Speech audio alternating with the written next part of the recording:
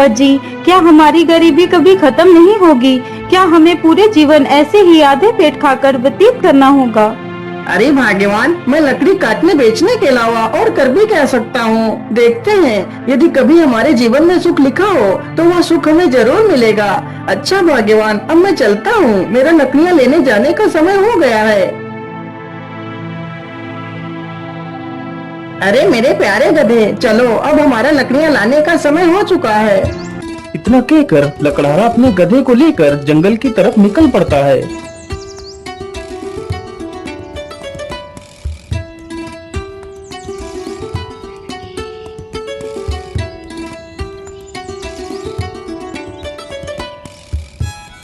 मेरे हिसाब से यही पेड़ ठीक रहेगा, चलो इसे ही काट लेता हूँ।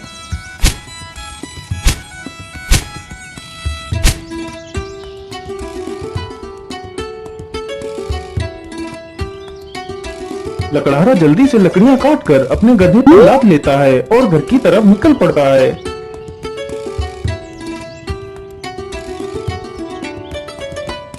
पानी पानी पानी, मेरी सहायता करो। अरे ये किसकी आवाज है? मुझे लगता है कोई तकलीफ में है, चलो चलकर देखता हूँ। लकड़हारा जल्दी से उसी ओर जाने लगता है जिस ओर से वह आवाज आ रही थी। पानी पानी पानी, मेरी सहायता करो। अरे ये क्या? ये तो एक तोता है, लेकिन यह तो पूरी तरह जख्मी हो चुका है। मैं ऐसा करता हूँ, इसे भी अपने साथ ही ले चलता हूँ। लकड़हारा जल्दी से उस तोते को उठा लेता है और उसे भी अपने साथ ले जाता है।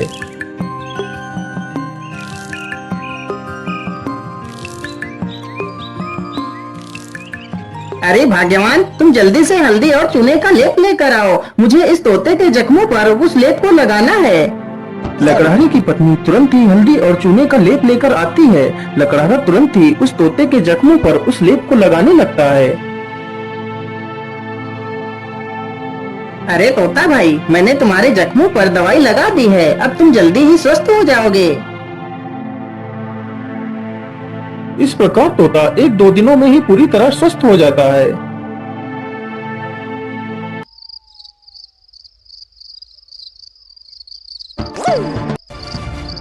चलो आज तो इसी झोपड़ी में ही चोरी कर लेता हूँ, हो सकता है इस झोपड़ी में ही मुझे कुछ काम की चीज मिल जाए। इतना कहकर वह चोर उस झोपड़ी में घुस जाता है। तभी वह तोता उस चोर को देख लेता है। अरे मालिक जल्दी से उठिए, देखिए चोर आ गया। अरे मालिक जल्दी उठो। अरे मालिक जल्दी से उठिए, देखिए चोर आ गया। अरे मालिक जल्दी उठो। अरे वाह, यह तोता तो बोलता भी है, तो क्यों ना मैं इसी तोते को ही पकड़ ले जाता हूँ। बाजार में तो इसकी कीमत अच्छी मिलेगी, और तो कुछ इस झोपड़ी में दिख भी नहीं रहा है।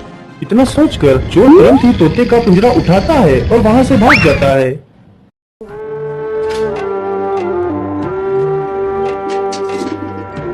चोर को चलते चलते रात से सुबह हो जाती है। ओहो, मैं तो रात भर चलते चलते कितना थक गया हूँ। चलो ऐसा करता हूँ, थोड़ा इसी पेड़ के नीचे आराम कर लेता हूँ, फिर सोचूंगा इस तोते का क्या करना है। इतना सोचकर चोर उसी पेड़ के नीचे लेटकर सो जाता है। तभी वहाँ से एक राजा अपने घोड़े पर सवार होकर निकलता है। महाराज मुझे बचा लीजिए, मेरी रक्षा कीजिए महाराज, नहीं तो यह चोर मुझे मार डालेगा। अरे ये कौन है जो मुझे मदद के लिए पुकार रहा है? लेकिन आसपास तो कोई नहीं दिखाई दे रहा है। अरे महाराज उधर नहीं, इधर नीचे देखिए महाराज, मैं इधर हूँ। महाराज मुझे बचा लीजिए, यह चोर मुझे उठाकर ले जा रहा है। अरे वाह, यह तोता तो बोल भी सकता है। चलो मैं इस तोते को खरीद लेता हूँ, यह तोता मेरी पुत्री को बहुत पसंद आएगा। अरे ओ चोर, चल अब उठ जा, और कितना सोएगा तू? महाराज मैंने कोई चोरी नहीं की, मुझे कुछ मत करना महाराज। नहीं नहीं, मैं तुम्हें कुछ नहीं करूँगा, तुम यह तोता मुझे दे दो, मैं तुम्हें इसके बदले 100 सोने की मोहरें दूंगा। राजा की यह बात सुनकर चोर बहुत खुश हो जाता है।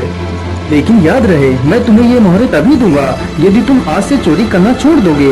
यदि ऐसा नहीं किया तो मैं तुम्हें कारागार में डाल दूंगा। नहीं नहीं महाराज, मैं आज के बाद कोई चोरी नहीं करूंगा। राजा तुरंत ही उस चोर को 100 सोने की मोहरें दे देता है और तोते का पिंजरा लेकर वहाँ से चला जाता है।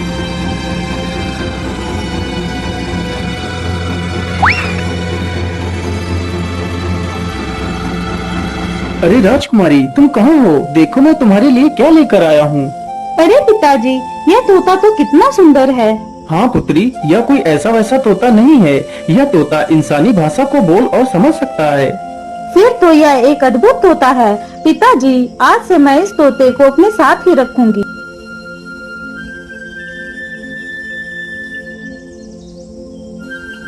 राजकुमारी रोज उस तोते को अच्छे अच्छे पकवान खिलाती, लेकिन तोते को उस लकड़हारे की बहुत ज्यादा याद आती रहती थी। अरे मेरे प्यारे तोते, मैं तुम्हें कुछ भी खिलाती हूँ, तुम उसे सही ढंग से क्यों नहीं खाते हो? क्या बताऊं राजकुमारी जी, मुझे इस पिंजरे में कैद हुए पूरा 1 महीना हो चुका है। मेरा मन भी आकाश में उड़ने को कर रहा है, लेकिन मैं इस पिंजरे में कैद हूँ। मैं क्या कर सकता हूँ? अच्छा, ऐसी बात है तो फिर चलो मेरे साथ। आज मैं तुम्हें बाहर की सैर करा के लाती हूँ। राजकुमारी तोते को जंगल में ले जाती है और उसे पिंजरे से बाहर निकाल देती है। फिर तोता आसमान में उड़ने लगता है। अरे ये क्या, ये पेड़ इतना चमक क्यों रहा है? क्या यह पेड़ कोई जादुई पेड़ है? अरे राजकुमारी जी, उधर देखिए, यह पेड़ इतना चमक क्यों रहा है? क्या यह कोई जादुई पेड़ है? अरे हाँ, मुझे तो लगता है ये कोई जादुई पेड़ ही है। चलो इसके पास चलते हैं। राजकुमारी तथा वह तोता दोनों उस वृक्ष के पास जाते हैं। राजकुमारी जैसे ही उस वृक्ष को स्पर्श करती है, तभी वह उस वृक्ष में समा जाती है। यह देखकर तोता हैरान हो जाता है। अरे राम राम राम, ये क्या हुआ? राजकुमारी तो पेड़ के अंदर चली गई। मुझे जल्दी से यह खबर राजा को देनी होगी।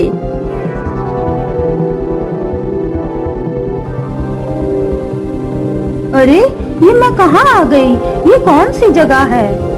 तभी एक बड़ा सा बाज राजकुमारी के सामने आकर खड़ा हो जाता है। अरे यह बाज तो कितना विशाल है। इतना बड़ा बाज तो मैंने आज तक नहीं देखा।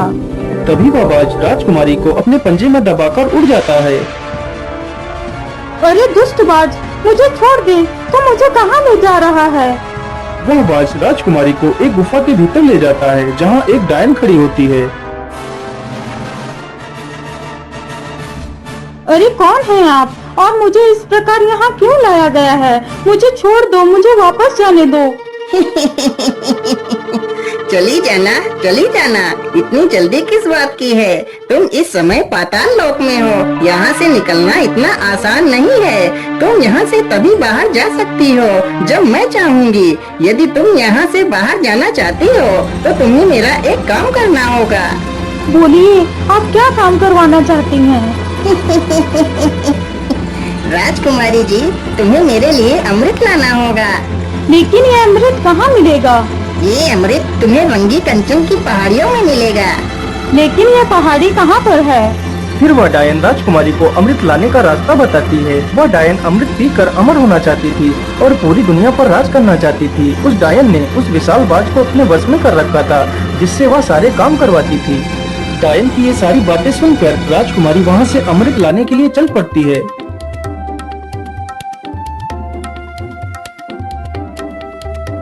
राजकुमारी अमृत ढूंढते ढूंढते उन्हीं पहाड़ियों पर पहुंच जाती है जहां पर अमृत था।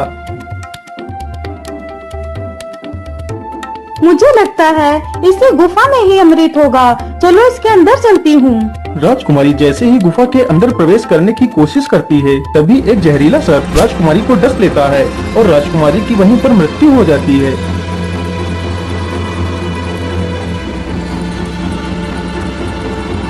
महाराज, यह वही पेड़ है जिसमें राजकुमारी समा गई है। ठीक है तोते, तुम यहीं पर रुको, मैं इस पेड़ के अंदर अकेला ही जाऊंगा। राजा जैसे ही पेड़ को हाथ लगाता है तो वह भी उसी पेड़ के अंदर चला जाता है।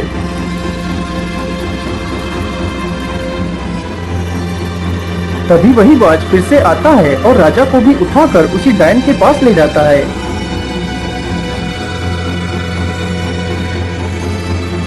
कौन है आप और मुझे यहाँ पर इस प्रकार लाने का क्या कारण है? मेरी राजकुमारी कहाँ है?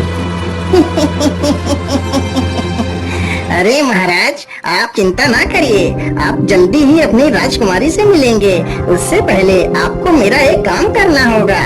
ठीक है डायन, मुझे जल्दी से बताइए, मैं तुम्हारे लिए क्या काम कर सकता हूँ। फिर वह डायन राजा से भी उसी अमृत को लाने की बात कहती है। ठीक है डायन, मैं तुम्हें वह अमृत लाकर दे दूंगा, लेकिन मेरी पुत्री को कुछ नहीं होना चाहिए। इतना कहकर राजा अमृत लाने के लिए चल पड़ता है।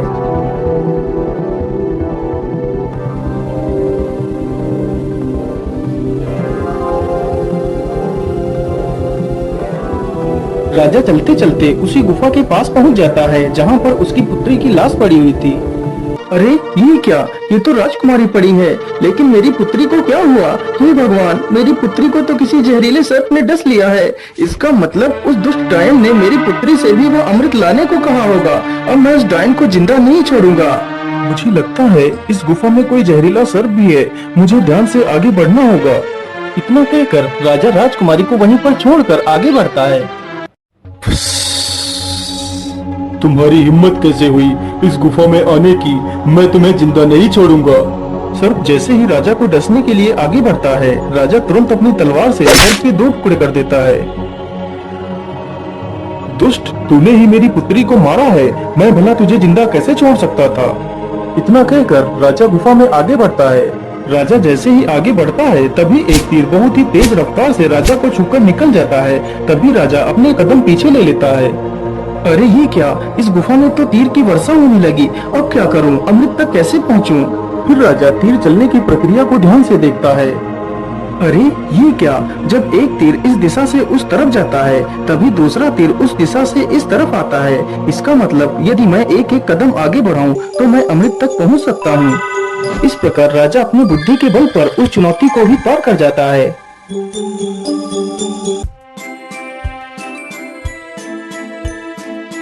अरे वो रहा अमृत, चलो जल्दी से अमृत को ले लेता हूँ।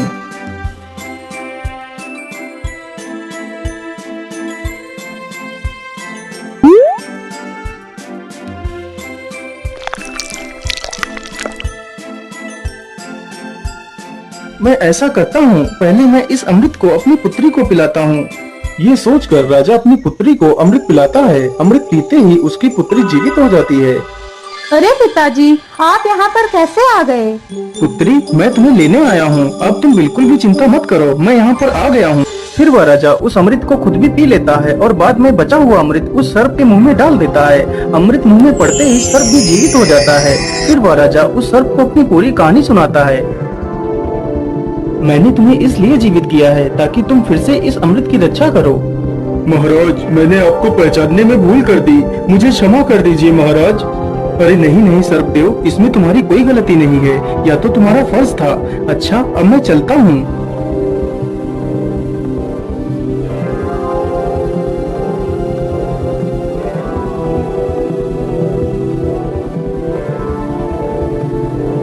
राजा उस बोतल में अमृत के स्थान पर एक तालाब से साधारण जल भर लेता है और डायन के पास पहुंच जाता है। ये लीजिए डायन, मैं तुम्हारे लिए अमृत लेकर आ गया हूँ, अब मुझे बाहर जाने का रास्ता बता दीजिए। अरे वाह राजा, तुम तो कितने बहादुर हो। यह अमृत आज तक कोई नहीं ला सका। जो भी गया वह लौट कर नहीं आया और तुम तो अमृत लेकर आ गए। चलो चलो, जल्दी से मुझे यह अमृत दे दो। राजा तुरंत ही उस डायन को वह पानी से भरी हुई बोतल दे देता है। डायन तुरंत ही उस पानी को अमृत समझकर पी जाती है। हे डायन, मैंने आपके कहे अनुसार आपको अमृत लाकर दे दिया, अब मुझे बाहर जाने का मार्ग बता दीजिए। इतनी भी जल्दी क्या है, अब मैं अमर हो चुकी हूँ। अब तुम दोनों यहाँ से कहीं नहीं जाओगे। आज से तुम दोनों भी मेरे गुलाम हो। अरे डायन, ये तो सरासर धोखा है। मुझे यहाँ से जाने का मार्ग बताओ, नहीं तो मैं तुझे मार डालूंगा। अरे मूर्ख राजा, अब मैं अमर हो चुकी हूँ, अब तो मेरा कुछ भी नहीं बिगाड़ सकता। अच्छा ऐसी बात है, तो फिर ये ले मेरे इस तलवार के वार को झेल। इतना कहकर राजा उस डायन के पेट में तलवार घुसा देता है। ये क्या हो गया? मैं तो अमर हो गई थी। इसका मतलब तूने मेरे साथ धोखा किया है। पानी पीकर खुद को अमर समझने वाली उस डायन की मृत्यु हो जाती है। डायन के मरते ही वह बाज आजाद हो जाता है। महाराज, आपकी जय हो। आप तो बहुत वीर और बुद्धिमान हैं। आपका बहुत बहुत धन्यवाद महाराज, जो आपने मुझे इस डायन की गुलामी से आजाद करा दिया। हे बाज, क्या तुम यहाँ से बाहर निकलने का रास्ता जानते हो? जी महाराज, आप दोनों हमारी पीठ पर बैठ जाइए, मैं अभी आपको बाहर ले चलता हूँ। दोनों ही बाज की पीठ पर बैठ लेते हैं और बाज उन दोनों को लेकर एक दरवाजे के पास जाता है। महाराज, इसी दरवाजे के बाहर आपकी दुनिया है, यहीं से आप बाहर जा सकते हो महाराज। राजा तथा राजकुमारी दोनों बाज का धन्यवाद करते हैं और उस दरवाजे से बाहर चले जाते हैं।